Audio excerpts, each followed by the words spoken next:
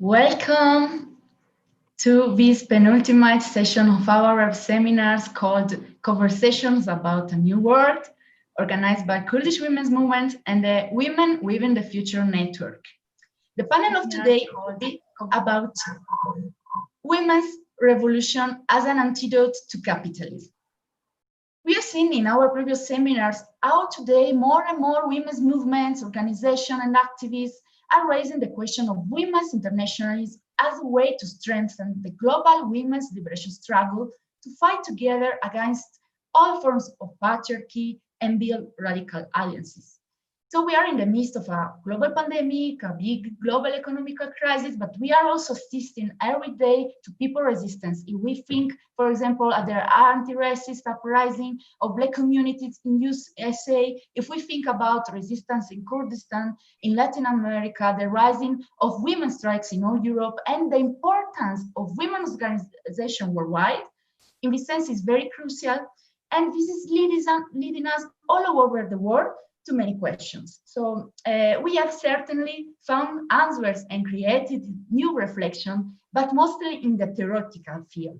So today, within this conversation, we want to go into the concrete daily solution and answer and criticisms proposal found by the movements, starting from the experience living of the struggles that marked a break in the historical course, and then also clarify the ability of people resolving social needs through self-organization.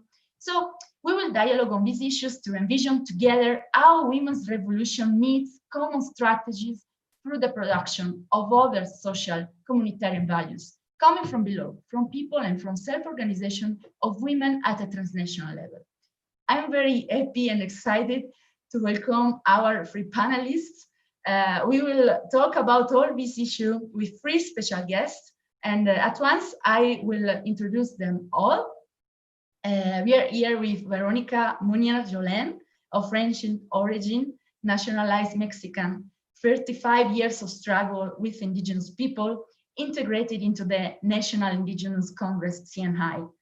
She participated in the struggle for land in Colima and Jalisco in 1985 and 1993, and worked as an educational promoter accompanying the organizational process of women and community health.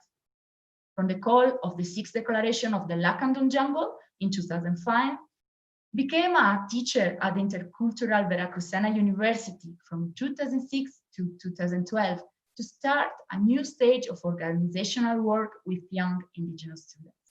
In 2009, promoted the network of Women United for a Future and a Better World. And after 1 year, in 2010, she co-founded the Betty Cariño Center for Human Rights of the Peoples of the South of Veracruz within the process of the articulation of the Sierra de Santa Marta, with a political commitment towards the construction of a no capitalist, no patriarchal, community feminist, and no colonial good way of life for the peoples. We're very happy to have you here, Veronica. And then, also will be with us Carlotta Cosuta, is a precarious researcher in political philosophy. She focuses on feminism, transfeminism, queer theories, and the history of women's political thought. She does not know how to separate theory and praxis, and most of her folks are nourished by Ambrosia Collective, with which she is part of Nona Di Meno. Hi, Carlotta. It's a pleasure to be here. And also, we will be dialoguing with Meral, was born in a Kurdish guest worker family in Germany.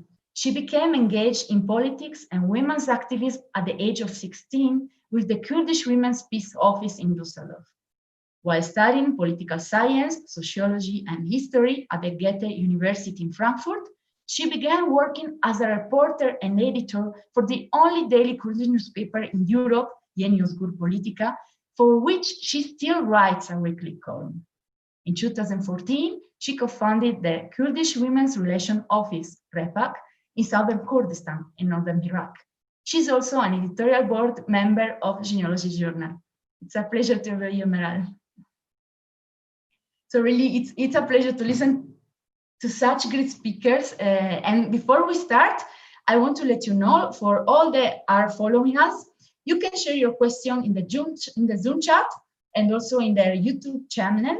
And they could be also very practical questions that try to stimulate the dialogue, underlying contribution of the speaker to a struggle to another, connecting history, ideas, because the topic of today, concretely, and not only from an idealistic point of view, is about finding common strategies of women's solidarities across borders. I'm very happy and excited, and I'm looking forward to listen to our three speakers. And I think now we start with Veronica's contribution. They will be sharing from the south of Veracruz inside the Zapatista struggle some very deep words.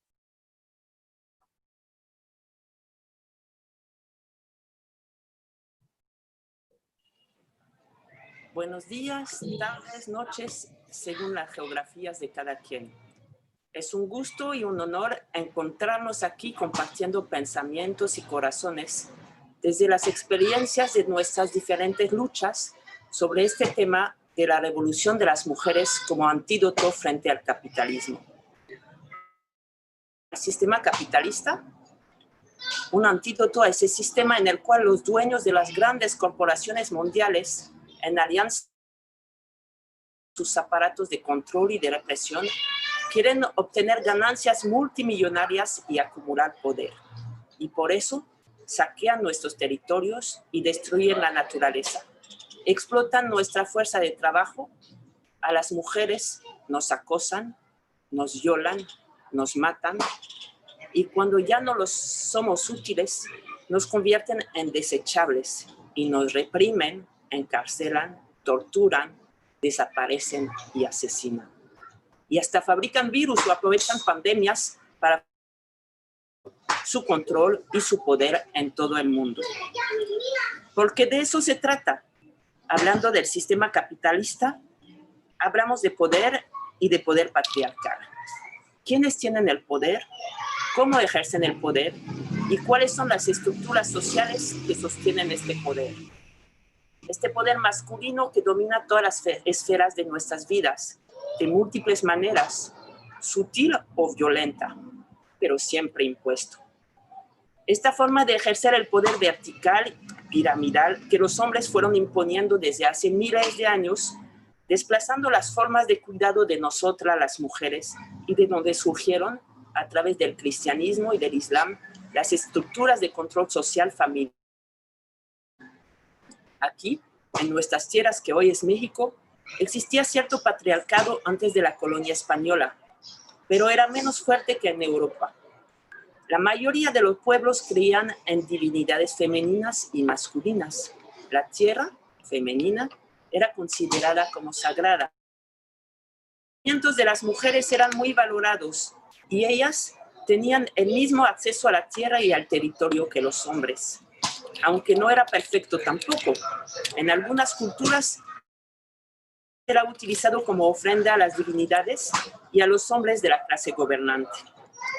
Con la invasión de los españoles y la violencia de su sistema racista y patriarcal, no solo se murieron el 80% de la población originaria y nos despojaron de nuestros territorios, sino que nos impusieron la religión cristiana con la creencia en y todas las estructuras y costumbres machistas que se habían desarrollado en Europa durante cientos de años.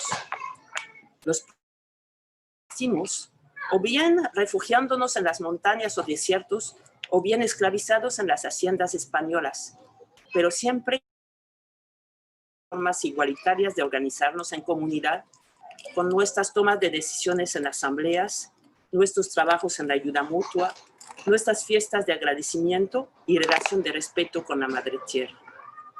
Pero en la mayoría de nuestras culturas no logramos librarnos del machismo que nuestros abuelos fueron aprendiendo de los invasores y que paulatinamente fue impregnando todas nuestras culturas. El antídoto a ese sistema desde nuestros pueblos originarios, sin duda, la lucha de las mujeres. La lucha de las mujeres desde nuestros espacios organizativos propios, desde los espacios comunitarios y desde los espacios amplios, en ese caso para nosotras, desde el Congreso Nacional Indígena. A partir de los años de distintas iniciativas, se empezó a realizar una labor organizativa con las mujeres de comunidades indígenas para que reflexionaran sobre su situación y conocieran sus derechos. Fue un despertar grande y difícil. Se formaron grupos de mujeres en las comunidades, se capacitaron compañeras que acompañaban a esos grupos y ayudaban a la reflexión en su propio idioma. Empezaron las mujeres a participar en públicos comunitarios y a ejercer su derecho al voto en la casa era muy difícil. Trabajo con los hombres para que pudieran dejar su machismo. En el 90, con el movimiento zapatista, fue un nuevo despertar sobre la conciencia de la identidad indígena y la fuerza de los pueblos indígenas y de las mujeres indígenas.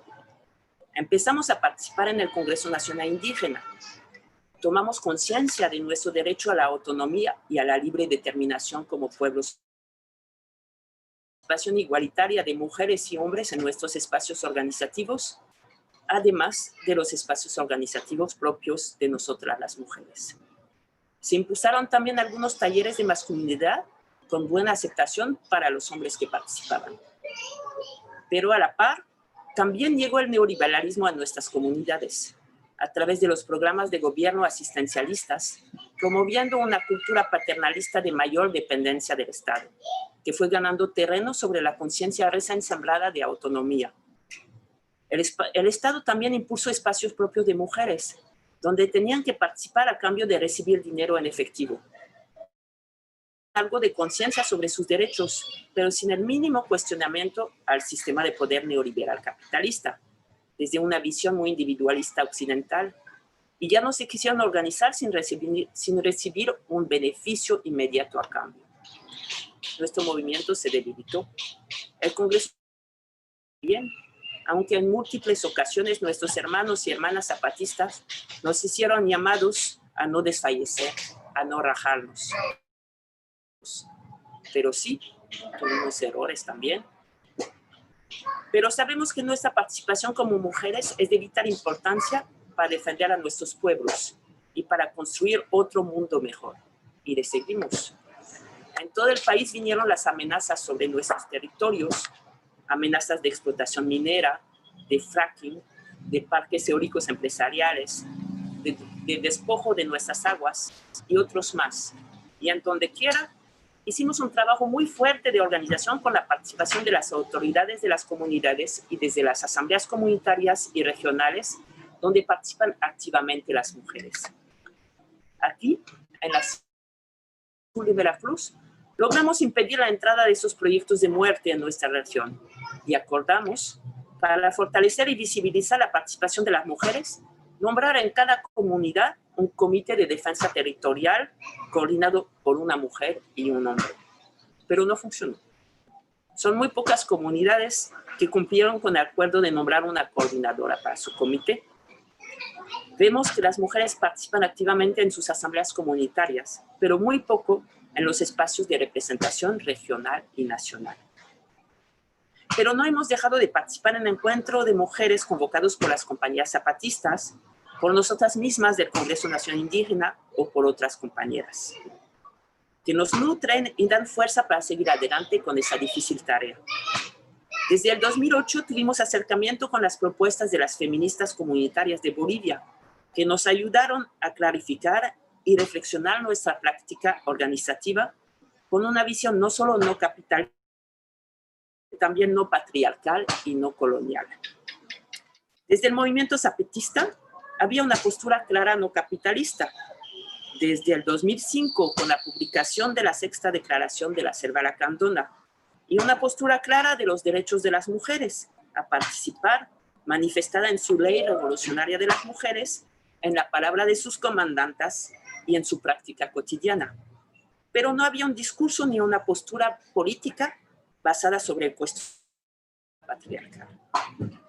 En el largo comunicado zapatista del 17 de noviembre del 2016, durante el periodo de consulta sobre la propuesta de conformación de un Consejo Indígena de Gobierno y el nombramiento de una vocera que se lanzaría como una candidata a las elecciones de la presidencia de la República, no con la idea de que sea presidenta, ya que no nos interesa esta estructura de poder estatal, sino que para aprovechar la coyuntura para difundir nuestras luchas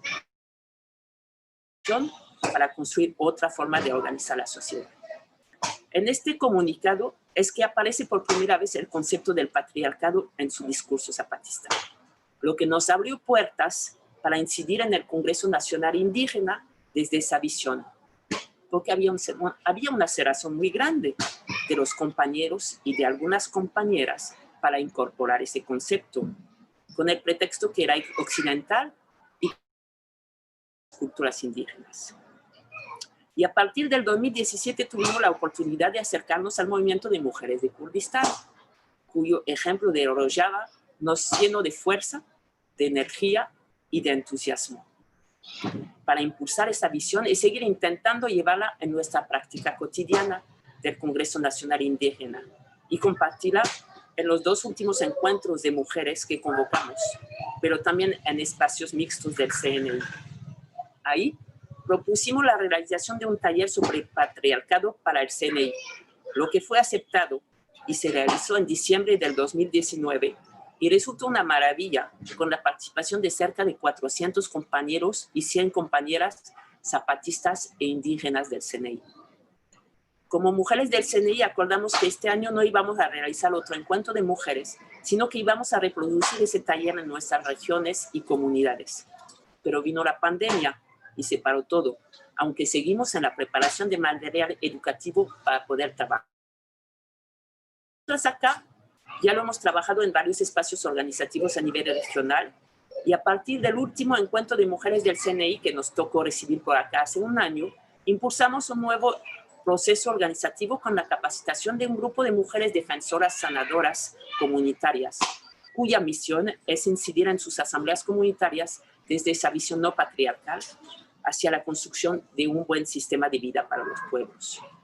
Y queremos empezar a trabajar con muchachas jóvenes, porque hay mucho desastre, muchos embarazos infantiles, mucha violencia, muchos casos de abuso sexual y violación por parte de familiares, algunos casos de feminicidio, y ninguna perspectiva ni imaginario personal o colectivo de otro mundo posible al que viven en la cotidianidad y que les pintan en la tele y en las redes sociales.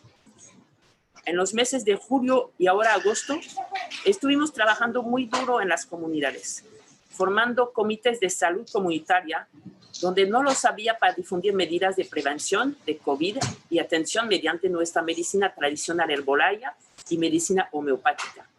Y nos ha dado gusto que en varias comunidades quedaron integradas esos comités mujeres jóvenes con ganas de aprender y servir.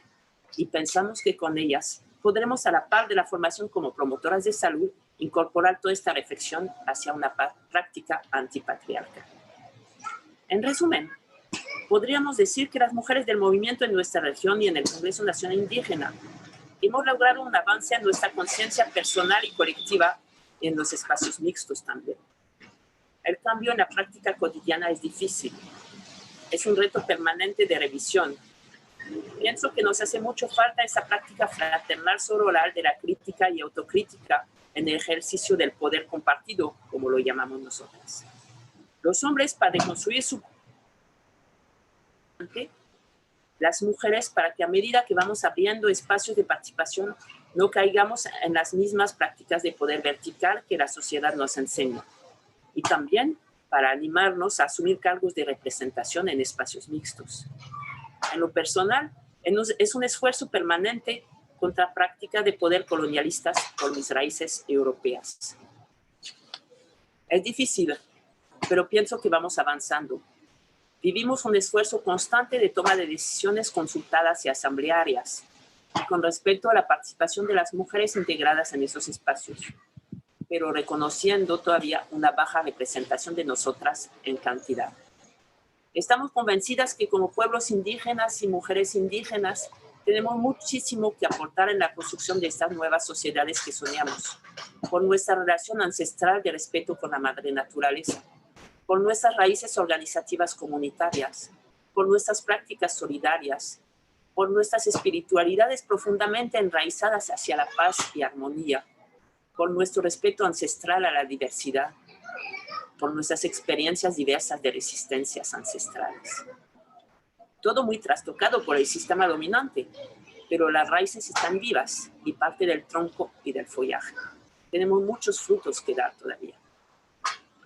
Voy a leer un pedazo de un texto que escribí y revisamos colectivamente en el CNI para el taller sobre patriarcado y que manifiesta los retos grandes que tenemos desde la fuerza de nuestras organizaciones de mujeres.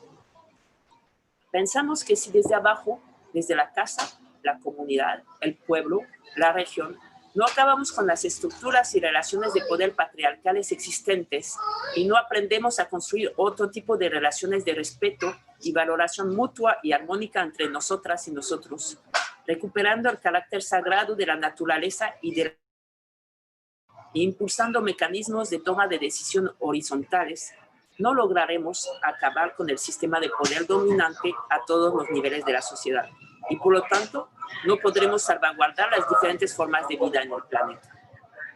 Como mujeres urge recuperar el control de nuestro cuerpo y de nuestra sexualidad, construir relaciones libres, respetuosas y responsables entre mujeres y hombres y personas con identidades sexuales diversas.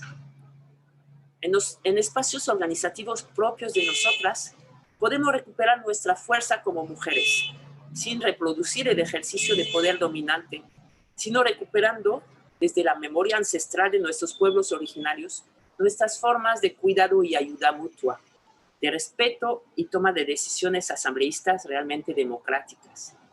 Y desde nuestra fuerza ternura recuperada, integrarnos en los espacios organizativos mixtos con participación igualitaria de mujeres y hombres en el ejercicio de los cargos de servicio rotativos.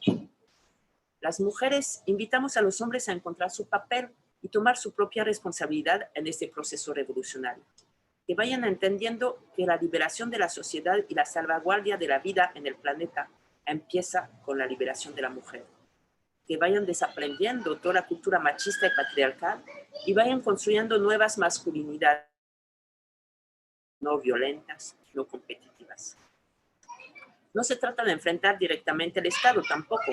Se trata de resistir y defendernos para que no nos acaben, pero sobre todo de transformar nuestras mentalidades y prácticas cotidianas, personales y colectivas, de construir el imaginario colectivo de las alternativas de vida posibles y ponerlas en práctica desde nuestros espacios, contagiando a más y más personas, colectivos, comunidades y barrios, organizaciones, tejiendo una inmensa red de procesos autonómicos no patriarcales a nivel planetario, más allá de las fronteras inventadas por los grandes poderes coloniales para mejor repartirse el pastel de las riquezas mundiales. Y así, debilitando a las estructuras del Estado-Nación y de sus aliados que sostienen con todos sus tentáculos, dependencias y programas de gobierno, medios de comunicación oficiales y privados, escuelas, partidos políticos, iglesias y diversas instituciones religiosas, corporaciones policíacas y militares, cárteles de la delincuencia organizada, grupos paramilitares y caciques locales. El sistema capitalista patriarcal de mayor intensidad destructora hasta ahora conocida, con el despliegue de las tecnologías modernas, resultante de una ciencia patriarcal al servicio de los grandes poderes y no de una buena vida armónica para los pueblos y la naturaleza, como lo vemos ahora con esa pandemia. Tenemos que promover nuestras nuevas formas productivas, educativas, científicas y de creación artística desde una mirada femenina libertaria, reconectada con la tierra y la naturaleza, libres de toda forma de control patriarcal. Y para ayudarnos a lograr todo eso, como nos lo comparten nuestras hermanas del pueblo kurdo, practicar mujeres y hombres con amor y humildad el ejercicio de la autocrítica y la crítica sororal fraternal para mejorar nuestro proceso revolucionario, nuestras vidas y la de la naturaleza. Quiero terminar con una autocrítica como Congreso Nacional Indígena. Pienso que nos hace falta promover una estrategia mucho más activa de articulaciones internacionales. Estamos muy centrados sobre lo que pasa en territorio mexicano. Nos articulamos con hermanos y hermanas de las ciudades, pero muy poco de otros países. Los encuentros de mujeres convocados por las compañeras zapatistas han representado una riqueza enorme en términos de intercambios de experiencias, de aprendizajes mutuos, de aprendizaje de respeto a la diversidad de pensamientos, de construcción de relaciones bilaterales fructíferas. Pienso que sería bueno tejer redes particulares también. Por ejemplo, aquí en el continente americano sería muy importante encontrarnos mujeres indígenas de todo el continente, de sus diversas regiones, y construir estrategias que compartir con nuestras compañeras y que podamos adaptar de regreso en las condiciones de cada uno de nuestros lugares. Y también encontrarnos con mujeres campesinas de otros continentes y de otras culturas, y también con mujeres con tradición más urbana. A la par de los encuentros masivos, propiciar encuentros más en corto también, de donde puedan emanar tareas muy concretas. De hecho, con Melike habíamos empezado a platicar esta posibilidad y lo veíamos como algo muy importante. Ojalá y pueda haber condiciones de encuentros presenciales y después darle seguimientos virtuales. Aunque en estos meses estamos aprendiendo nuevas formas virtuales de relacionarnos que pueden ser de gran utilidad para ahorrar recursos, pienso que no hay nada que realmente pueda reemplazar la fuerza de la relación presencial. En nuestra última reunión presencial del Congreso Nacional Indígena en diciembre, acordamos fortalecer esa parte de las relaciones internacionales, pero vino la pandemia y separó esto. Pero creo que es algo importante, nutrirnos mutuamente a nivel planetario, solidarizarnos, juntar fuerzas, enredarnos en espacios prioritariamente propios de nosotras las mujeres y después compartir con nuestros compañeros como antídoto a este monstruo planetario que es el capitalismo patriarcal. Muchas gracias por su escucha y esa oportunidad de compartir con ustedes. Y en un momento seguimos con el diálogo.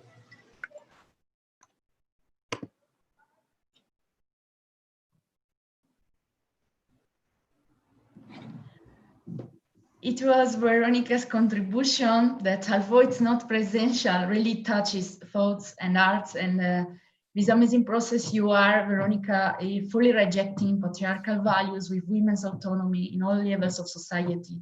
And about also these radical changes in society.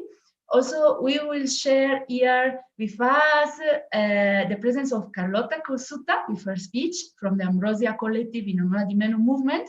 Hi, Carlotta. We are very happy to have you here and listen to you. The floor is yours. So, hi, and thank you really very much for this invitation and this chance to talk with one another and together, because I think that, or at least for me, but I think that could be a shared experience. In this pandemic, we have seen our chance and possibility to meet and to interact and to talk and to have spaces like this very reduced. And so it's really good to have the time and place, even if virtually, to talk together. So I am very glad to be here.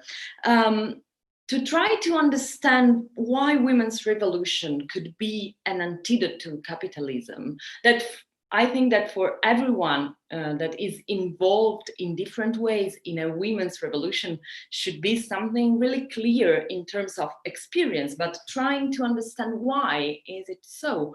I started from my experience in Non Una di Meno, No One Less, Ni Una Menos movement. And so we started from the point of view of combating and fighting against violence, violence against women and gender-based violence. And even if it seems, I think maybe from an external point of view, that this could be something very specific, something very peculiar of the experience of some women in some places, we from the very beginning started to talk about how gender-based violence and violence against women is something systemic, structural in our patriarchal and capitalist society. So we started from the fact, the very basic fact, that in Italy, every 3 days, a woman is killed by a man close to her, so husband, ex-husband, boyfriend, and so on, just for the fact that in some ways she tries to escape the gender roles that are meant to be for her. And in this count, we cannot count actually the physical and psychological violence that happens every day inside the houses, and the violence that gay, lesbian, transsexual, and transgender people are facing every day in Italy. So violence is not an emergency. It's not an exception. It's not the result of madness of some crazy man that at some point for different reason acts really like crazy people. Violence is precise what makes capitalist patriarchal society works, what keeps women and gay and lesbians and trans people and queer people at their place, doing what they have to do. So femicide and this very physical violence that we are facing, it's like really what we can see of the surface of a violence that it's really pervasive and really every day happening. But not only, it's a violence that is sustained and recreated and reproduced by a society that, for instance, prevent women to have full access of their bodies and their health, for instance, by refusing and limiting the right to abortion, is a society in which a gender pay gap is still very large in Italy. It is a society in which the justice system is very patriarchal and very sexist. And it's something we can see, for instance, now in the United States with the revolts of the Black communities is also very racist. And also that it's true in Italy is a society in which education and school reinforce and reproduce gender stereotypes and gender roles and gender binarism in a very, very everyday way. It's a society in which the economy is built on the idea that some people have to do a work, like the care work, for free, or very, very not well paid, and mostly in Italy made this care work, this very heavy work of reproductive labor made by migrant women.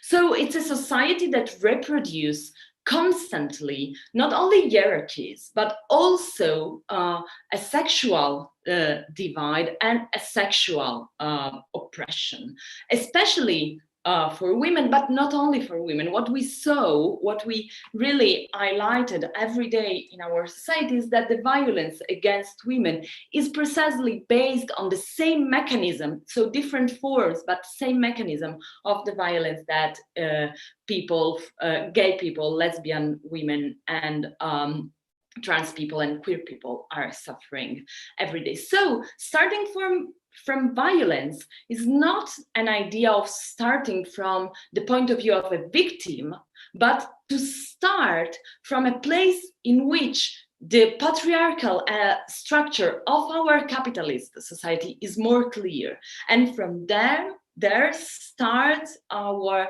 way of revolt. And so for us, from the very beginning, was really easy in some sense to answer from the call that Argentinian women, our Argentinian sisters, were making to a call for a strike.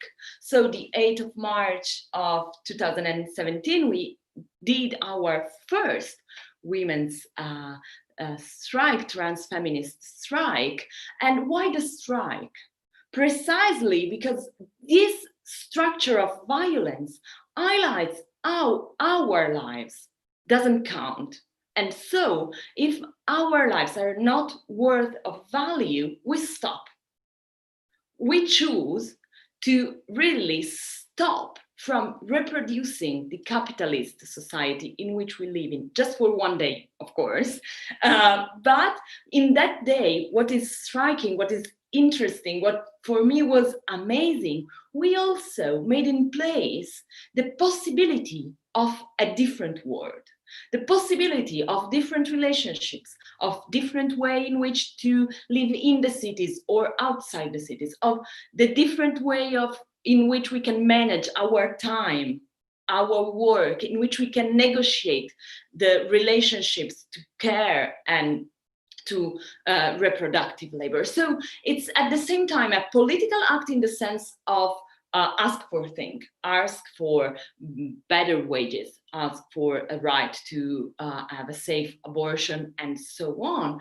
But at the same time is a political act in the sense that changes our lives on a very concrete basis. And so by striking, by the act of strike, we started, not started, but we reproduced this process of revolution of the way in which women are treated and perceived in our country. And just one thing, very brief, I think it's already clear, but I think it's important to remember that when I say women here, I intend women as a political concept in a very broad sense of which, and includes women, of course, but also every person that perceive herself as a woman, and also every person like gay men who are in some sense treated like women in many places. So one, to go a bit more in the concrete way in which we organize, we recognize from the very beginning that if the structure of violence the same, the forms of violence are different in different territories, in different cities, in different workplaces, and so on. And so we needed at the very beginning two kind of different level of organization: assemblies divided into the different Italian territories, which face different problems. Also because Italy is not only a colonialist country in the sense of being part of the colonial process outside Italy, but it's also a colonialist country inside Italy, with a very strong divide between the north and the south of the country due to this colonial process. And so we needed to find a way in which every place can organize in a way that is better for the territory. But also we needed to find connection and links around issues, around problems, so health, so the earth and the environment, so work, so justice, and so on. And so we work together in this sense by creating assemblies. And also creating these assemblies is a political act similar to the one of the strike. So it's a place of resistance, because in that assemblies, in the process of talking together, imagining political act together, we change, we establish this different relationship. For me, it really, Non Una di Meno really changes the geography of Italy. I can feel to have comrades and sisters everywhere I go, because I can recognize that there are other women in this process of changing. So it's a global change in some sense, and it's a very personal, as already Veronica said, change that we are doing. And it's a change that also changes politics and places of politics that does not recognize in the feminist movement. So we understand that there is a problem of sexism, of patriarchy, even in our allies, in the people around us, and we start to change from bottom up in some sense. And then last thing about the transnational, international level. So of course we called our movement Non Una di Meno, that is the translation of Ni Una Menos. And so we are like transnational from the very beginning, because we really took the strength from other comrades, in that case in Argentina, to try to find our strengths. And so we are in in this process to look outside Italy and to see what other women, what other people are doing, and try to learn what is the differences. I don't know, we learned a lot from the Spanish movement to out-organize a strike and so on. But at the same time, we at some point really start to self-criticize ourselves and say, okay, we need to do more. We need to establish connections that are not just in some sense of affinity, so we can recognize other people, but try to build things together. And we started this process that is a network, not just we, but together with other comrades all over the world, started this process, this network that is called Transfronterizas. And I'm very glad that Marita, another comrade from Nanuna di Meno, is here with us. So in the debate, we can also talk with her, that it's very a pivot of this process. And thanks, Marita. And so, this process started, and I think that this is really interesting too, moves its first steps during the World Congress of Families, during the Trans Feminist Days in Verona against the World Congress of Families. So last year, at the end of March, we meet together in Verona to fight against this conservative, patriarchal, horrible Congress of Families. And in that moment, we really had the chance to meet a lot of people, a lot of women from other places, and to start to talk together. And what we realized there was that of course, the situations are very different. The way in which patriarchy and capitalism acts in different places in the world are very different. But what make our movement similar was precisely this movement in which, by taking part in the struggle, we create a new subject, we change ourselves. And this is really, really something very, very strong that we are trying in some sense to keep alive, even in this moment, so in which we cannot. For the last months, we were in lockdown, we couldn't meet in person, and we tried to keep alive this thing of being part of a change, and also find this change in ourselves. So to conclude, to try to sum up what I'm saying is that, of course, capitalism and patriarchy are really intertwined in a way in which we cannot, of course, there were patriarchy before capitalism, but at the same time, we cannot really disentangle these two things anymore. So even when capitalism tried to present itself as something that it's useful for women because it makes choice and it gives us opportunities, we can see in our concrete lives that it's not true, and that it's based on a patriarchal structure. And so that's why I think that starting from our own situation, starting from the personal of our lives, it's really the best antidote to capitalism, and try to organize ourselves together to recognize the similarities and the differences, and to build a movement, a collective movement that really gives place also to the differences, but to create a very collective strength. So thank you so much again. Thank you very much. Thank you very much, Carlotta, for this valuable contribution, and also for your analysis that really points out how patriarchy, capitalism are linked to binary racism and colonial nation states. It seems you call us to see the system as a whole in this collective process that, as you said, change the self and community at the same time. That's so important. Thanks for your speech from the collective strength and possibility seen by Nanuna di Meno movement. And now we are really looking forward to listening to our next speaker, Meral, that is here with us from Kurdistan. And please, Meral, the floor is yours. Thank you, Alessia, and thank you, Veronica and Carlotta, for your very inspirational speeches. The title of today's panel is Women's Revolution as an Antidote to Capitalism. And I just noticed that we haven't defined women's revolution. What do we understand? What do we mean when we talk about women's revolution? Is it just a revolution of only women? Or is it just only with women? Or is it just only for women? What do we mean?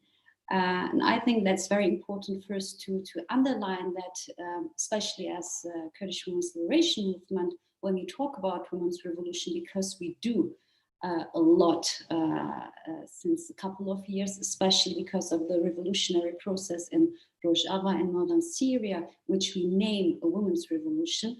The reason is that the revolution itself has a female character.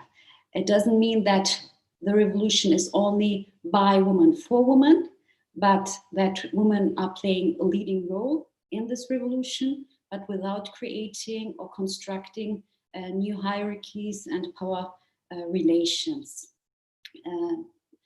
There have been a lot of revolutionary movements across the 19th and 20th century.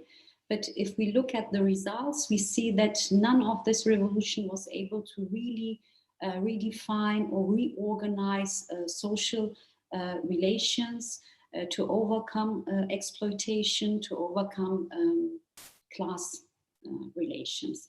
And as Kurdish Women's Liberation Movement, we believe that one of the main points that prevented these revolutionary movements from being really successful in the meaning of not just overcoming the existing regime, but creating a really free society, was their approach towards, one, power, and secondly, to women's liberation.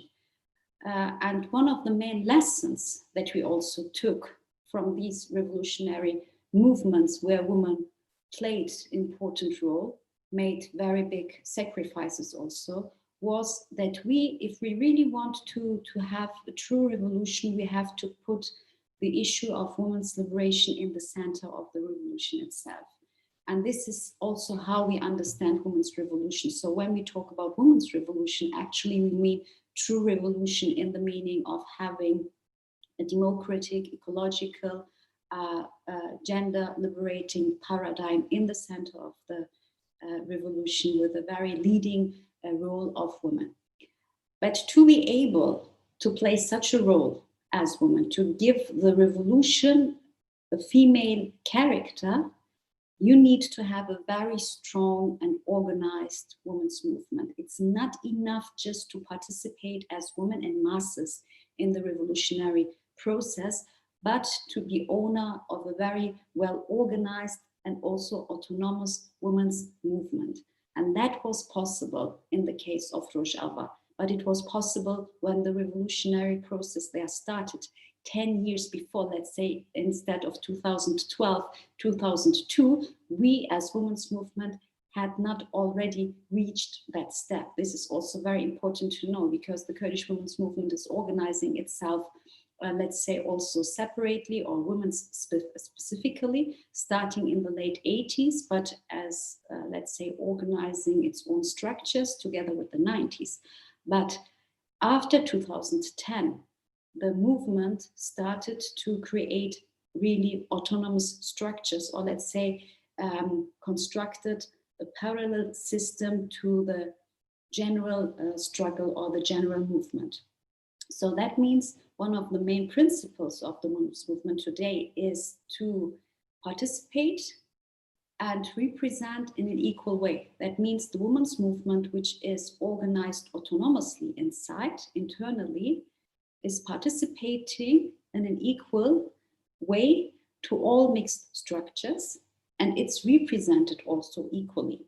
But this is, and this was possible because of a very strong autonomous organization. And when I mean autonomous organization, or when I say autonomous organization, I mean that the women's movement has the will and the opportunity to take all decisions about women by herself, without having any interventions by, let's say, mixed structures who are able to make proposals, but who are not able to make interventions in the decisions of the women's movement. And I think this is very, very important, because the issue, what we are talking about now, I mean, women's revolution as antidote to capitalism, is not just about organizing the women internally or separately.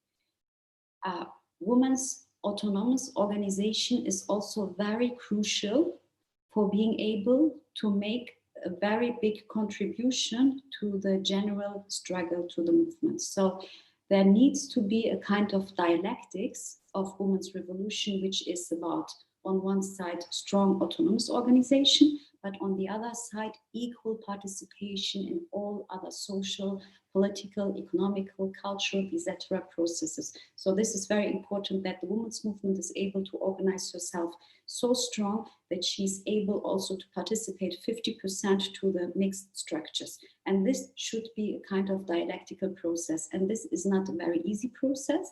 And it's not so that all people, all women, in the moment they join the autonomous structures of the women's movement, are just ready to play this kind of leading role in the women's revolution. And when I say leading role, I'm not just meaning that they are in the front let's say, of the struggle, fighting, defending, or organizing, etc. It's not just about this. It's really about the quality. It's not just about the quantity, but it's about the quality, because the women that are participating or in the mixed structures are everywhere representing the organized collective will of the women's movement.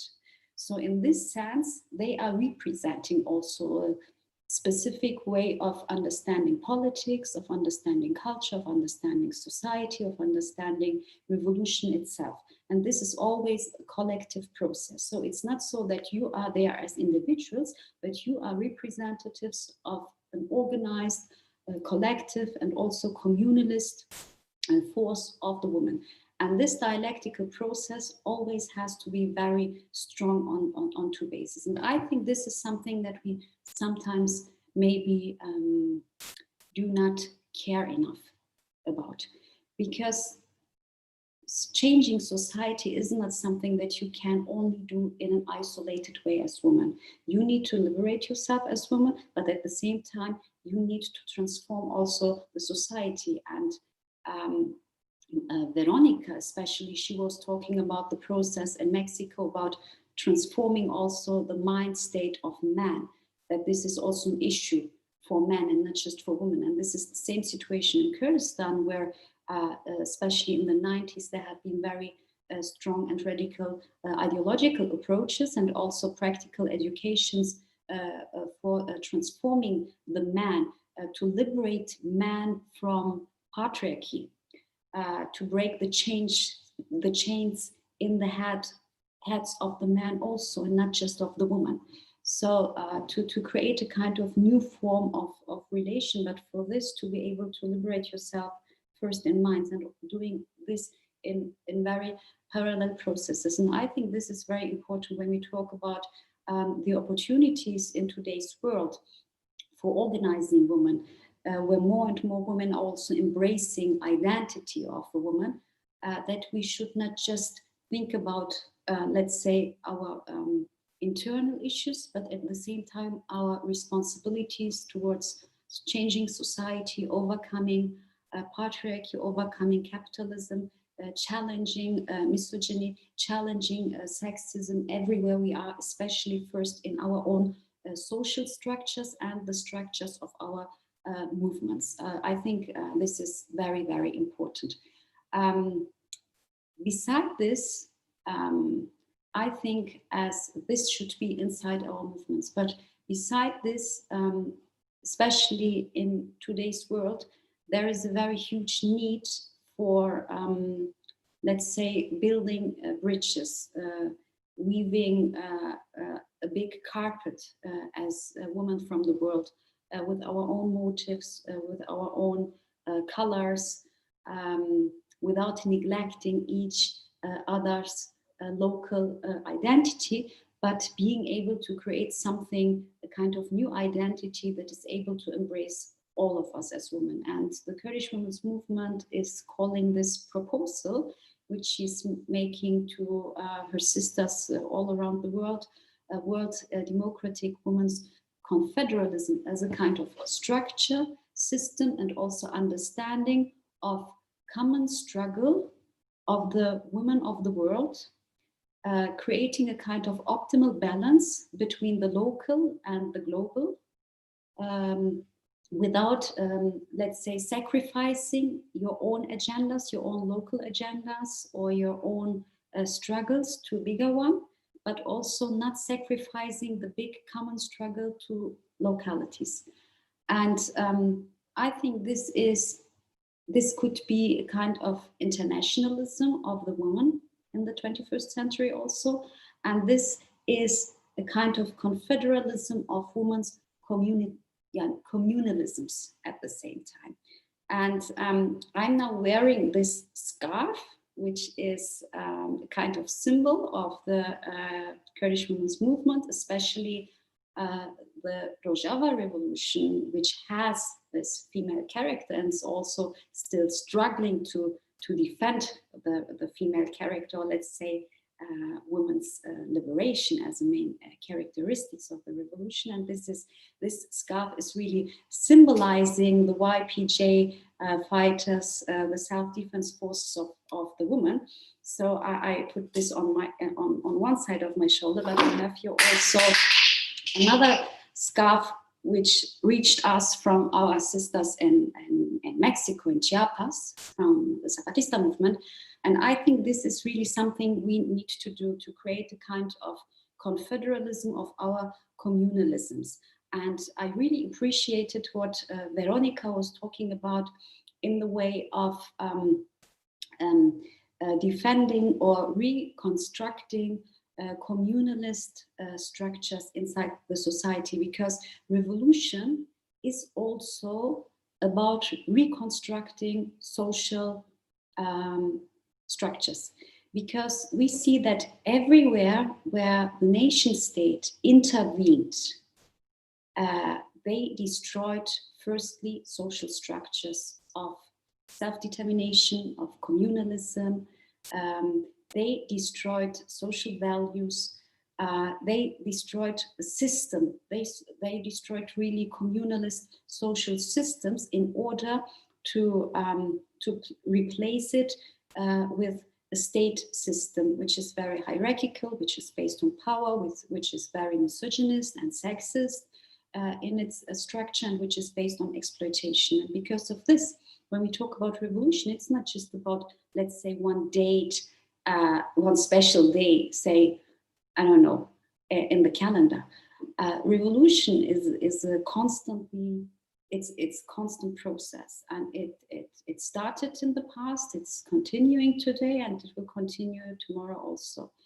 And when we define revolution, it's not really just about, let's say, overcoming a regime and creating a new regime, or I don't know, but it's about creating the ground for the society to be able to live in a self-determined communalist way, to be able to take its own decisions, to be able to govern itself in a very democratic way based on equality between men and women, also where women have the opportunity to participate and be represented also in an equal way, and by doing so playing also a kind of leading role. And according to the understanding of revolution in the 20th century, there was mostly this understanding that a revolution means also creating a new state or taking over the control of the state, etc. But the way we are understanding revolution today is changing. It's really more about democratic communalist self-determination, self-governance of the people, no matter where they are. And because of this, it's so crucial also today in order to limit the sphere of intervention and rule and power of the nation state and the capitalist patriarchal system, to create the ground of democratic self-governance also, of communalism. And we need to do this also for women in order to be able to overcome patriarchy. So in order to be able to overcome the patriarchal system, we need to create or construct women's liberation systems also internally, but at the same time we need to create a kind of network between all these different, let's say, structures, struggles, organizations, movements of women with different colors, different backgrounds, but maybe also with red lines that define our principles, and creating a kind of new culture also of politics, of democracy. How do we understand democracy? How do we understand politics? How do we understand freedom of all, equality? And while doing this in an autonomous way of women, I think it's very important to have two parallel processes. One is to connect to women from different parts of the world, to be able to create or to construct this world democratic women's confederalism, which is based on the communalism of women's movements from different local spheres, but at the same time to create a kind of let's say dialectics to the struggles of the people against capitalism, against patriarchy, against exploitation, against imperialism, against wars, against all kind of power-based systems in the world, which is organized in today's world, especially during capitalist modernity, as the nation state, which has this very let's say misogynist character. Because of this, we need to be organized in different spheres at the same time. We can't say, let's do this first and then this. It's very important to have a kind of dialectics of a women's liberation struggle or of women's revolution in a direct connection to our local communalist struggles, and at the same time, let's say, kind of a democratic confederalism of the people around the world. And we are now in the process to discuss this together with women's movements. And we believe that especially women from the rural areas of the world, but also urban places, but especially in those places where, let's say, the level of nation state intervention in the structures of the society don't go as deep as maybe in the centers, in the Western centers of capitalist modernity, because we have a kind of heritage of thousands of years,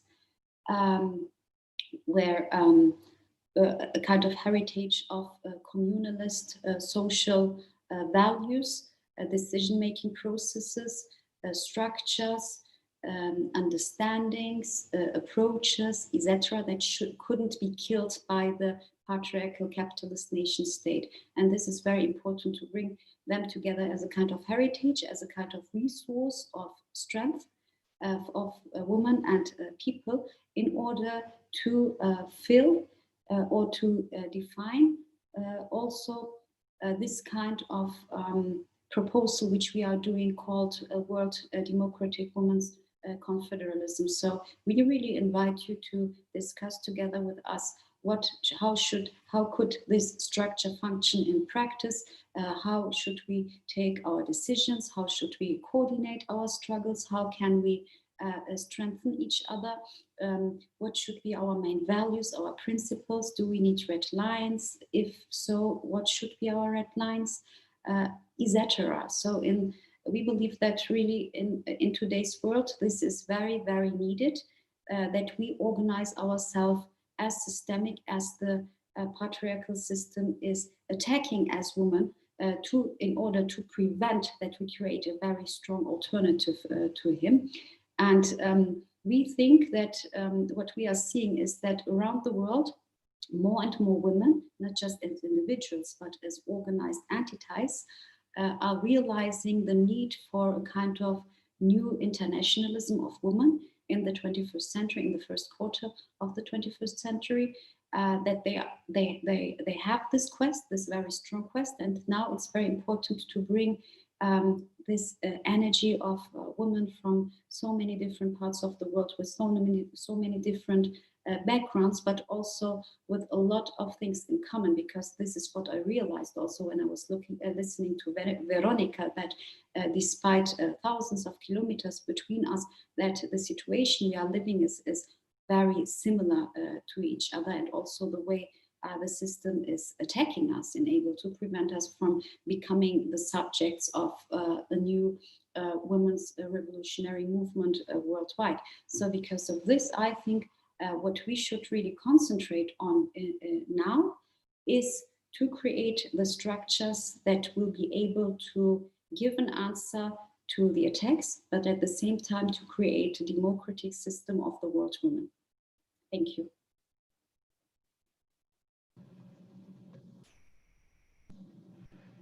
Thanks for your speech, Meral. It feels always a great learning listening to you. Thanks for your important contribution that really at this point out concrete challenges we all have also in building bridges, constructing common struggles, optimal balance, as you said in the last seminar, women's confederalism between local and global, weaving communalist structure always alive in our society that is in itself ethical, political. And I think about all these issues, really we had lots of questions and in YouTube and Zoom. So I will start maybe from some that we have received. And in this sense, I think it is about especially the all panelists. So it is why Non Una di Meno is a mixed network. While, for example, Kurdish women fight in autonomous structures is organized without men. Are organized globally, considering these strong organizational differences.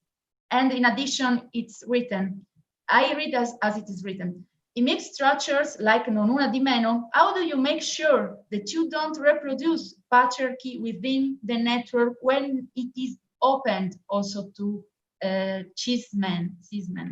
Yeah, this is a question. So I don't know, maybe Carlotta or Meral wants to answer, and also Vero. Maybe Carlotta. Okay, great. So, not easy questions. So first of all, of course, Non Una di Meno, I start from the last one because it's from the last question because I think it's easy then. Of course, Non Una di Meno is not a separatist network, but is a network. So inside Non Una di Meno is a network of different collective groups, association, informal things, and so on, and single person that wants to participate. But so we have a very different range of way to organize. So we have separatist group, we have a group that works with cis men, we have groups that really are made in the different ways. We have groups that are connected and part of mixed political structure. We have groups that are autonomous and totally independent from any structure. So I think that Non Una di Meno is at least a good try. I don't know if we are succeeding, but a good try to how to organize different groups with different idea on how to organize themselves. And the thing that we have tried to do is to define some things that we have strongly in common on the way in which we imagine and want to build a society. So we have written a plan that is called feminist plan against male violence and gender-based violence. And this plan was the result of 1 year of debate and discussion among these different groups to try to find, I don't want to say that common basis, because it's not to find something in common, but to build something in common. So everyone has changes their ideas, their way to think, and so on, to try to build something together. And this plan now, it's of course, it's amendable, it's open to change, is always questionable, but it's something in which you have to recognize yourself to be part of. Non una di meno. And so it's something that says that if you are part of Non una di meno, you have to call yourself feminist, trans feminist, and it's not something that, and I say this for experience, that cis men does without doing a work on themselves. It's not so easy for men to call himself a feminist and just be part of the feminist movement. And then, of course, in the practical way in which we organize, we give all the people the same amount of time to talk in assemblies. And this is something really important that helps us that helped us to try to escape the way in which normally assemblies are conducted, in which who is more able to talk, mostly men, can speak more and use the time and place. And also during our rallies, during our marches, it's opened by the groups against violence for women and with women. So we have some mixed way of organizing with some separatist spaces and some not. But what is really important for us is that it's not, I would say something that could be a bit weird, but it's not so easy to say who is a woman. So it's a question we are asking ourselves since 200 years. And so who is a woman for Non una di meno?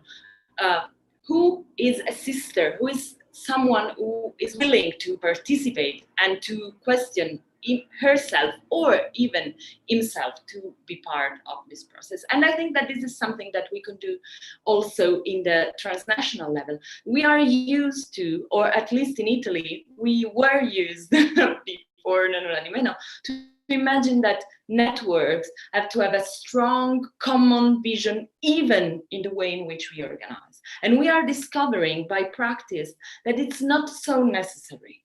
We can find ways to work together through a common goal, but with different tactics and strategies. What's really relevant is to build alliances for this common goal, but then we can really self-determine how we want to reach it, of course, in a framework, in a common framework. But I think that this is something Non una di meno is teaching me right now.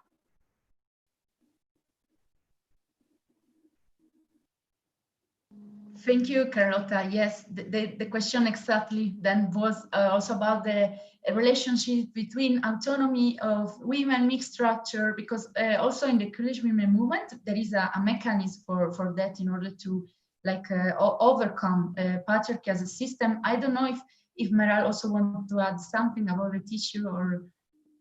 So let's say that the dialectics between the autonomous and the mixed structures, because it's not so that, let's say, the Kurdish women's movement is just organized in an autonomous way, means isolated from the mixed structures and from the general struggle, etc. She is actually participating equally in the whole struggle, and sometimes even more if we talk about numbers. But the issue is that the women's movement, she is autonomous in the way that she's able to, let's say, for example, we have this so-called co-chair system. And Veronica, she was also talking about the challenge to implement this kind of system in the communities in Oaxaca, I think, and in other places of indigenous people. The issue is that the women's movement, no matter where they are, if they are now in one city of Rojava, or if they are now in one part of the Turkish part of Kurdistan or somewhere else, means everywhere where the Kurdish struggle, the Kurdish liberation movement is organized, that the women's movement itself is sending delegates, female delegates, and she's appointing the female co-chair.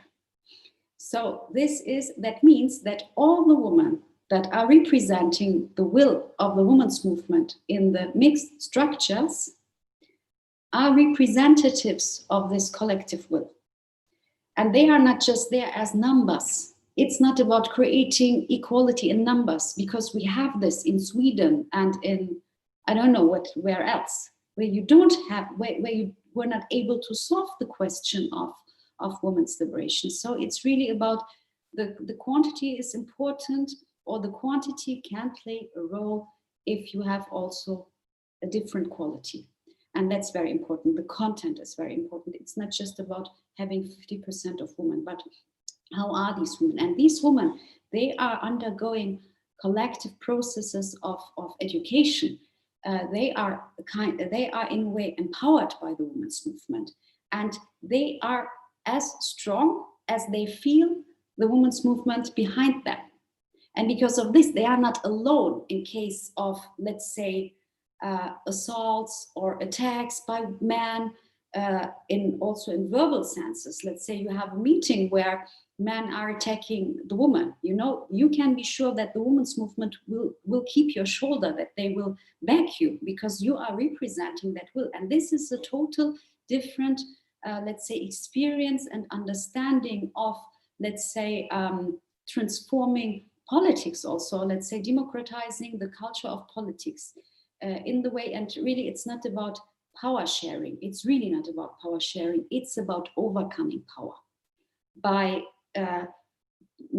collectivizing all kinds of decision-making processes, by overcoming centralism in decision-making processes. And I want to give one example, because this system was practiced in Rojava just shortly after the revolution, but not directly, because you first had to organize the women to let's say, to play this role. No, you had to educate them, you had to find them, you had to organize them, you had to give them belief that they are able to do it, etc. And one journalist went to Cizre canton, and he made an interview with the co-chairs of that canton. And because in Rojava they have, for them it's very important that the ethical, the ethnic and the sectarian background of the people, of the co-chairs, for them is also very important. It means, for example, that in one canton you would not have two Kurdish co-chairs. You would have, for example, one Kurdish and one Arab, or one Christian, or one, I don't know. So that's also very important to create this kind of balance. And they had one a female co-chair who was a former guerrilla fighter in the ranks of the PKK. And her male co-chair was the chief of a very big Arab tribe. And the interviewer, he asked her whether it wasn't difficult for her to be co-chair with this chief of this tribe. And she was laughing, and she said, no, it's a bigger challenge to him. And then he said, yes, because I have been the chief of this tribe for dozens of years. I have been taking all the decisions on my tribe by myself, without consulting any other people, and especially without consulting any woman, because you know how tribes are organized, how masculine and feudalist they are. So she said that it was a bigger challenge to him. And it really, and he said, now I'm forced to change. She is now forcing me to change. And I think this is a very important experience also for both. And you see that something is changing, and you can't say what will be the result, because it's a process. And that's very important, to be also open to the results, being open to difficulties, and then look how to solve them. Because I think, I want to come to an end also, not to talk too much, but I think that revolution is also about methods of society in solving problems. How does the society, or let's say, how does the community in a place handle difficulties and problems, and how do they solve them? What is the method? And in this sense, we have to radically differ from, let's say, state concepts and their way to solve problems. And in this sense, we can go back to our roots also and look how was our attitude towards problems, towards difficulties in our own communities before state powers intervene in our own structures. And I think that's very important. And just to underline it again, it's not so that the women, also those women who are part only of autonomous structures, because a lot of women are just doing autonomous work, they are at the same time in a way let's say exchanging with the mixed structures, even if it's just about representing the women's movement there. Yeah, thank you very much for these answers. We have a lot also of questions now, especially also from the assembly of body and territories of Non Una di Meno that really gave a great contribution here in this chat. And because of sharing with other possible questions also that we are receiving a lot, we are being followed a lot now in this moment. But I would like to share a particular one that I think it could be for very connected to Veronica's speech, because here there is a commentary, and it is said, I think also we have the translation, and it is a terricide is taking place as defined by the movement of Mujeres Indígenas por el Buen Vivir. Terricide is the word we assume and the process we want to stop the famous fast train that continues to run on the tracks toward destruction. And also we need to ask what we produce. And there is a strong need to rethink the world system in order to achieve a balanced relationship with the rest of the living and cohabit in a world that is not owned by the Homo sapiens in its sexually arrogant sense. So I think, Veronica, maybe you could answer to this question, if you got it.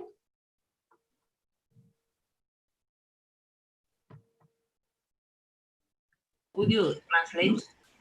Yes, I will translate it. Yeah.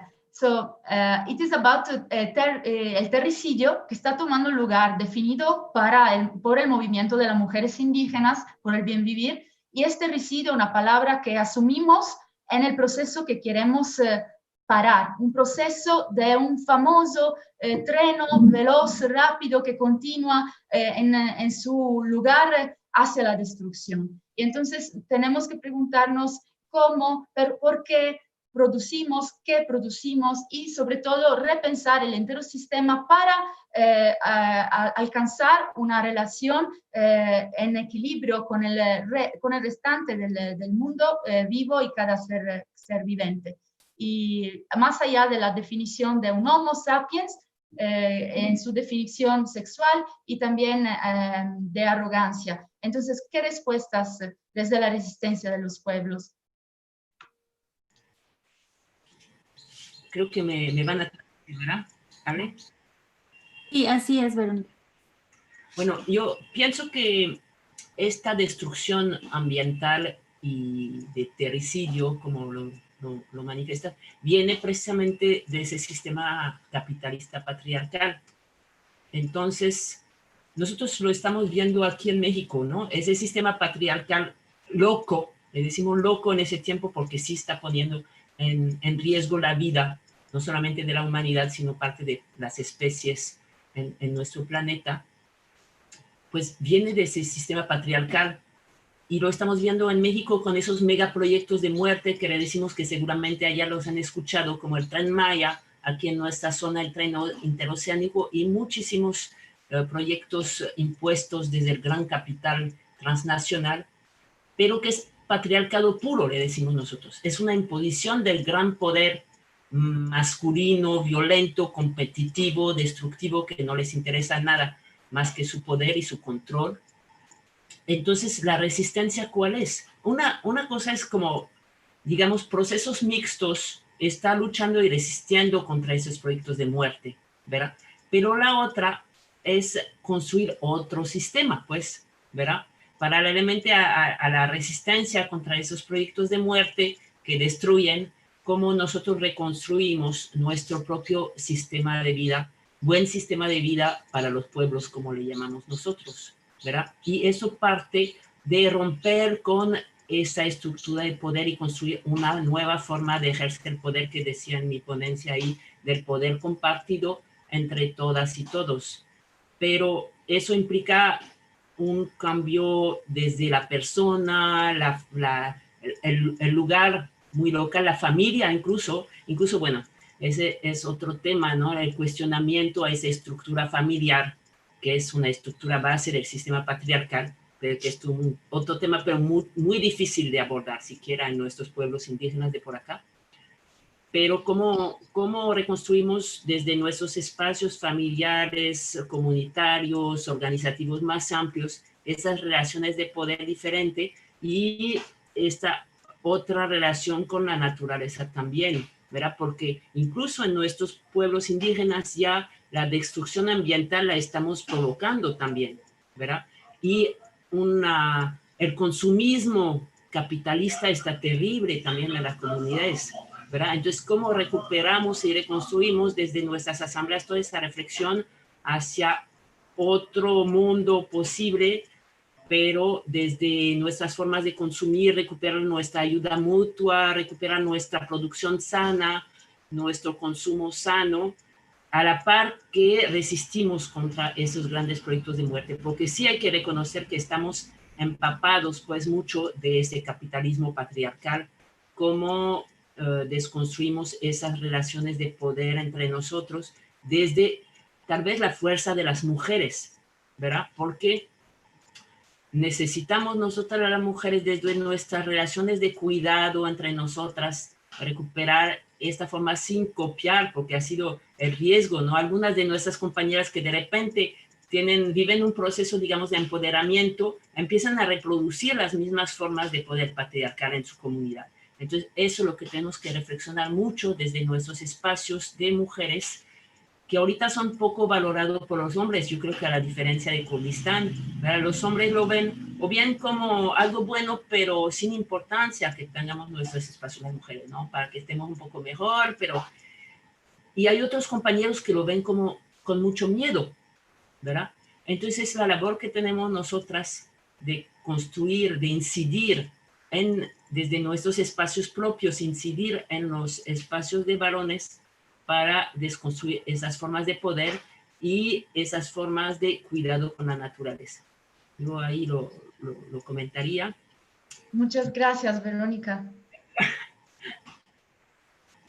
No, muchas gracias por todas las conexiones hechas en esta respuesta, y ahora escuchamos la traducción. We will listen for the English translation.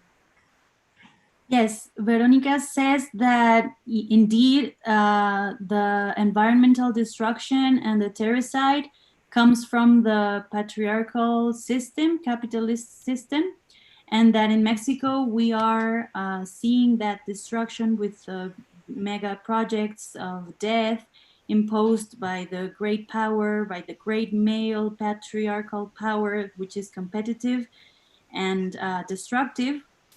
And she says that indeed the solution is both to resist, to create processes of resistance and struggle, but also to create other systems, to build other ways to live in our own communities.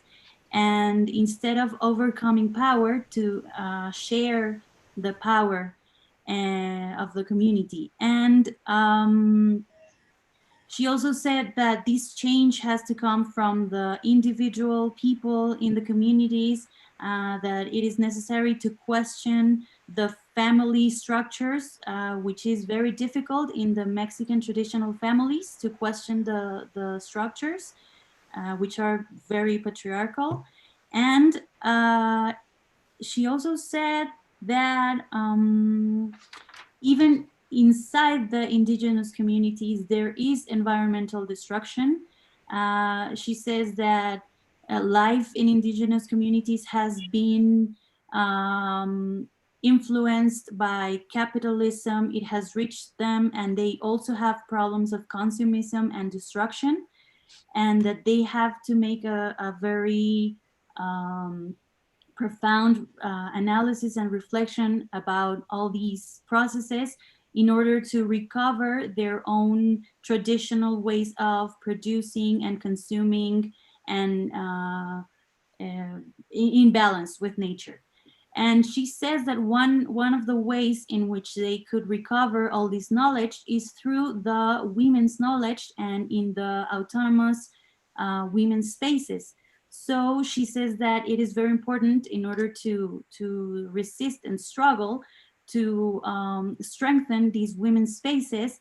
And she says that even women have to think and reflect deeply about their own spaces in order to not reproduce the patriarchal structures, because she says that when women have become empowered in their own communities, they have reproduced patriarchal power structures. So she says that it is a very complicated and deep work that has to be made. And also she said that in her communities, in her experience, male comrades recognize that it is important for women to have their own spaces so they can be live better, but they don't really acknowledge their political importance, and they don't really give those spaces their importance. So yeah, I think that's basically what she said.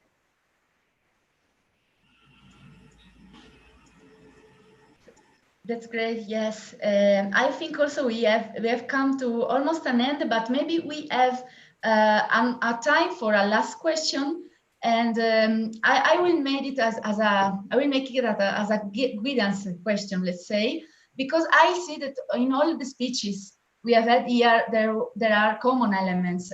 All of you, Meral, Veronica, and Carlotta, have spoken about how to generate liberationalist daily practice and permanent decolonization also. And also, according to these practices, all of you have given some of principles and values for our transnational women's solidarity. And now my question is, which concrete immaterial steps and concrete proposal we could make for forging together ethical solidarity across border and develop a perspective for our common struggle? We can, every panelist can answer in, we have short time, like 3 minutes or 4 as you feel, and we go on. And maybe I only think it is needed the translation in Spanish of the question, that is, ¿cómo podemos, la pregunta es, ¿cómo podemos generar pasos concretos y materiales y propuestas para poder crear una solidaridad ética entre fronteras y desarrollar una perspectiva común para nuestra lucha futura? So who wants to start?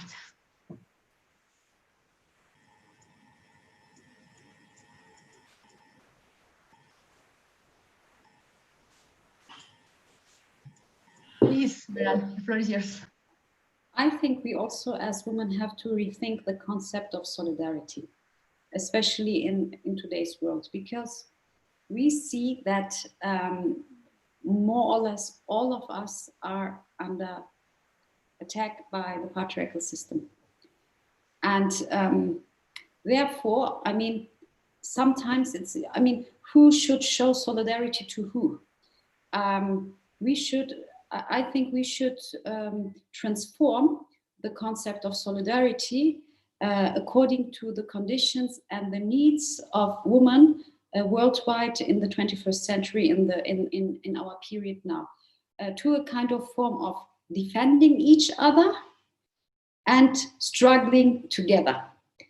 I think that's very important, because nobody's in the position just to show solidarity. You know that there are some people are just oppressed and the others go and show solidarity. You know, that's not the issue. We really need to defend ourselves. We need to construct our self-defense forces. And the example of what Carlotta was talking about is a very concrete form of this, I think, in one way.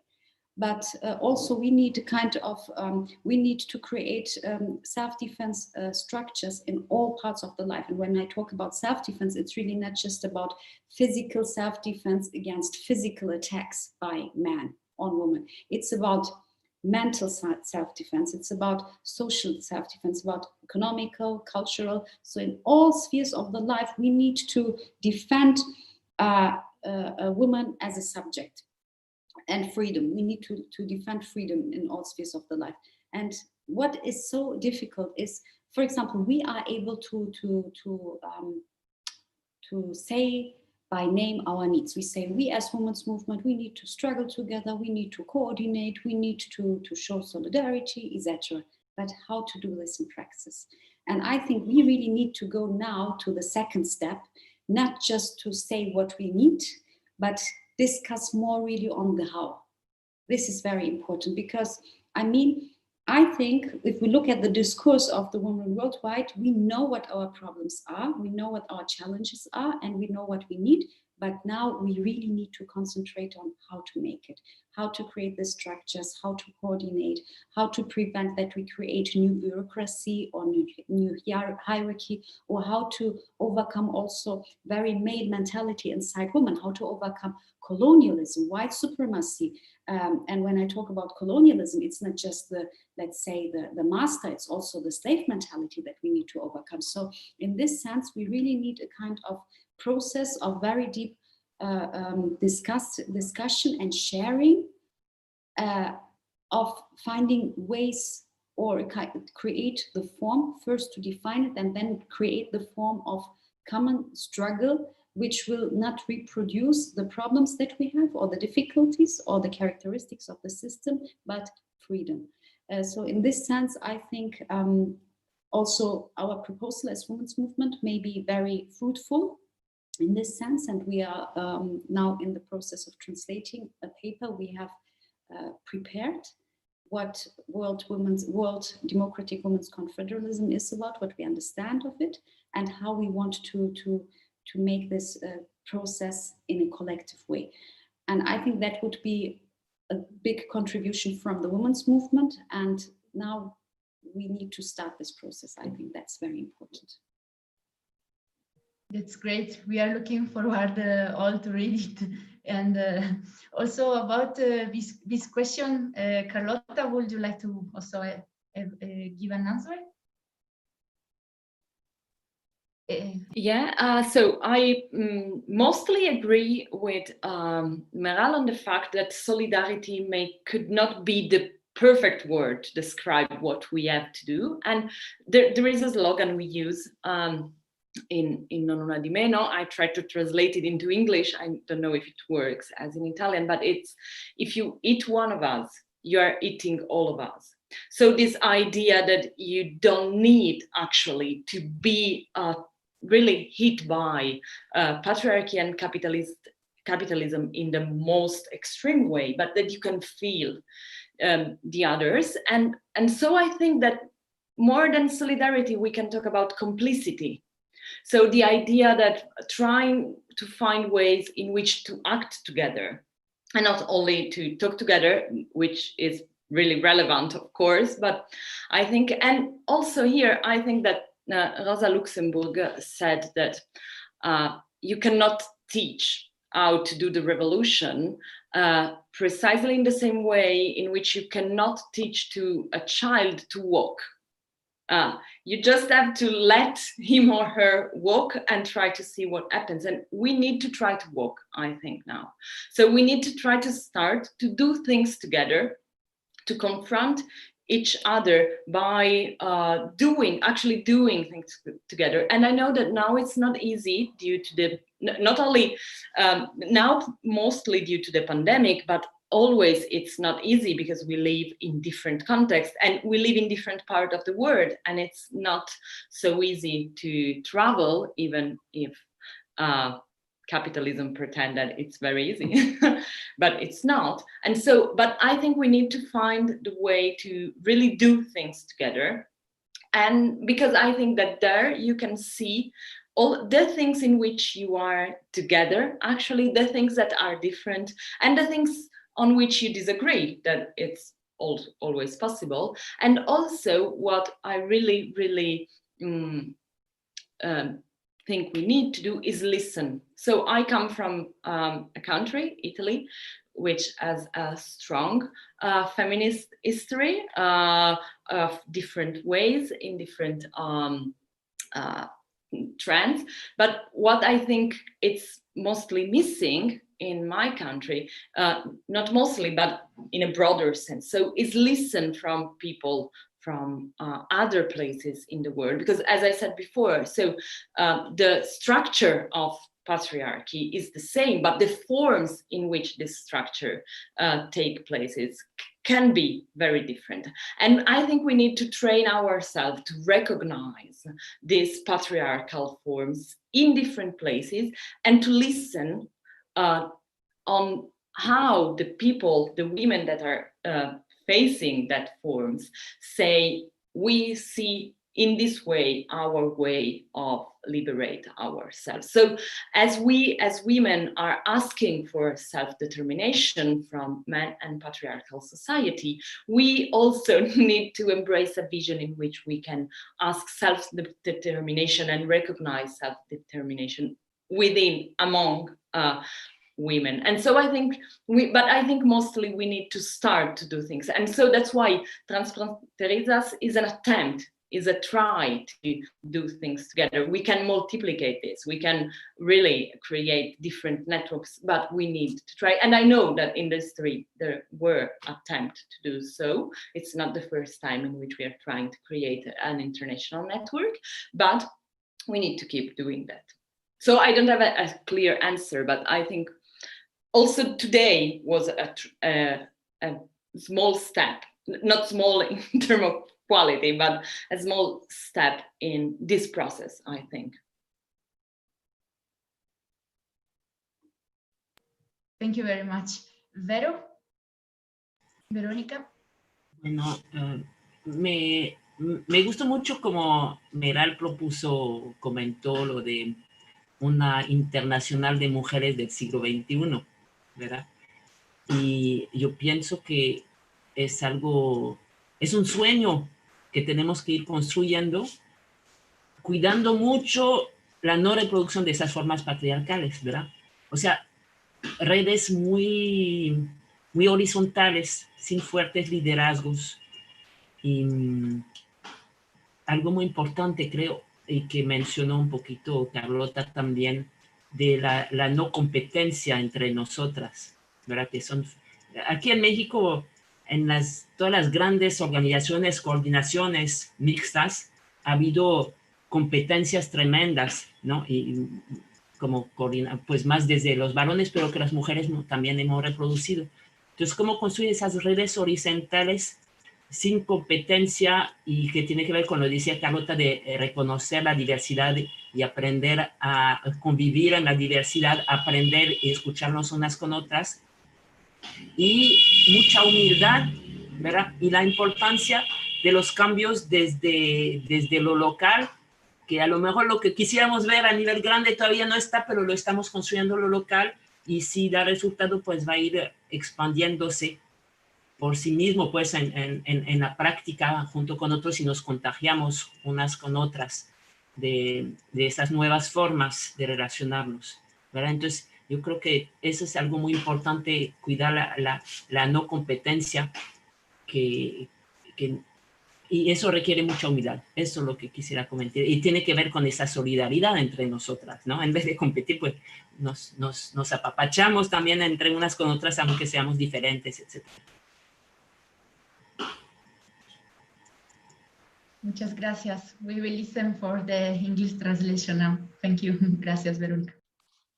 Yes, Vero said that she liked Meral's idea of an international women's organization of the 21st century. She said that it is a dream that we have to start building or continue building, being very careful not to reproduce patriarchal schemes of power, but to be horizontal, not to promote great leaderships, but to be very horizontal without competence, or competition, and to recognize the diversity and to live in the diversity, to be able to live together in diversity. She says that this takes a lot of humbleness in order to recognize others in their difference, and that we should keep building our local alliances and keep sharing with the women that are close to us, and to share with them new ways of relating with each other in order to learn from each other. And she really points out that it takes a lot of humbleness to do this.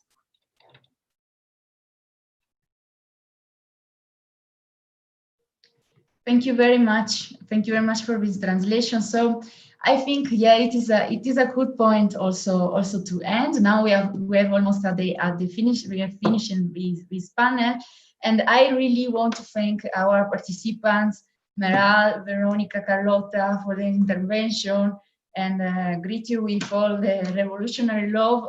Hopefully we could soon it in a physical presential way that, like Veronica said, cannot be substituted from a screen. And actually also to go to an end, I know we see only a screen here, but I really also want to thank beyond the screen all the organizers, all the comrades, technicians, moderators, activists that did feed this seminar, with translators also. Thank you very much, Florence, Alejandra, all the connected across border team that has been doing such hard work for all these months to make this seminar possible, to make us able to dream together, to envision together, to think, and to put us, as Meral said, great challenge.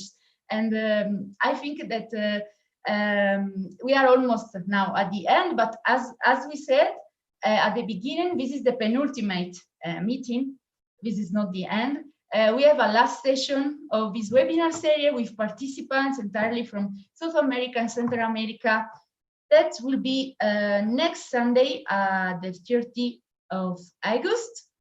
Yes, it is you can see there the manifesto, and it will be at 7 p.m. UTC.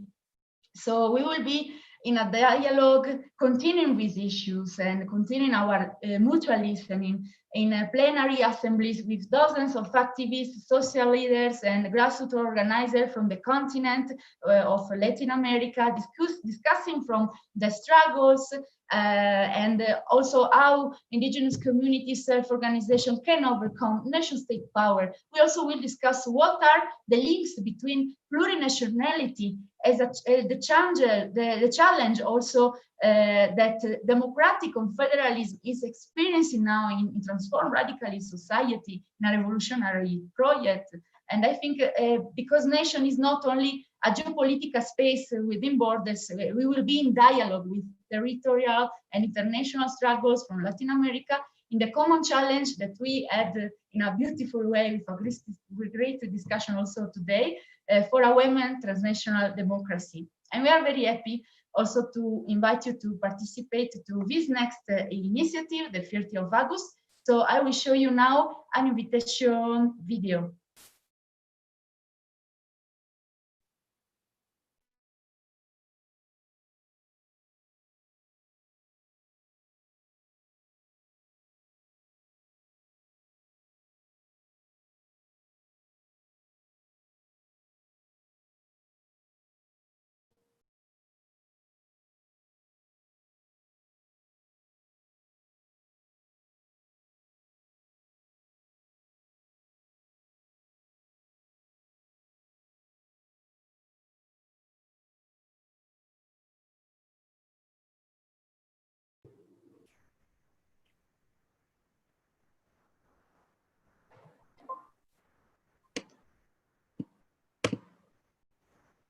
Kabuki Malay,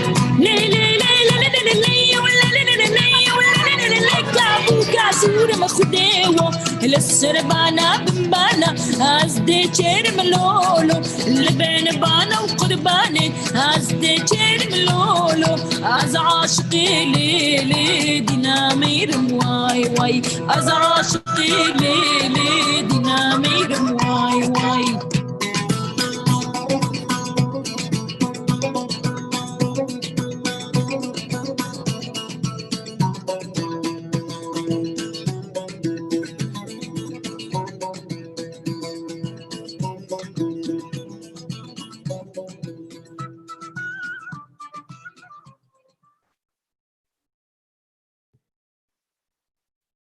We are really happy to invite you to follow us in this date, also the 30 August. We salute again our great speakers. Really, thank you very much. And all the persons also who participated with questions and those who contribute with their artwork to organize this series of seminar. We see you all on this YouTube channel, and thanks to Meral, to Carlotta, to Veronica again, to Marita for the questions. Thanks for Alejandra for the translation. Thanks to all, and let's go on. We win our future in this revolution in the making.